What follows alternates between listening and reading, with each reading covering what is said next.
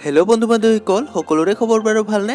আজিৰ ভিডিঅ'লৈ মই সকলোকে স্বাগতম জনাইছোঁ আৰু জনপ্ৰিয় কণ্ঠশিল্পী দীপলিনা ডেকাই ছ'চিয়েল মিডিয়াৰ জৰিয়তে শ্বেয়াৰ কৰা পষ্টটো প্ৰথমতে চাই লোৱাচোন।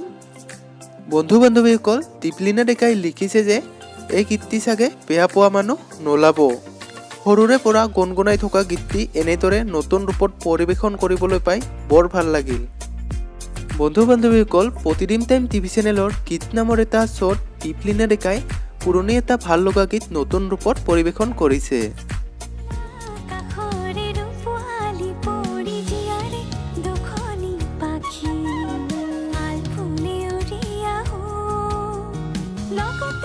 গীত ছিজন 4 প্ৰতি শুক্ৰ, শনি আৰু ৰবিবাৰে সন্ধিয়া 8 বজাত।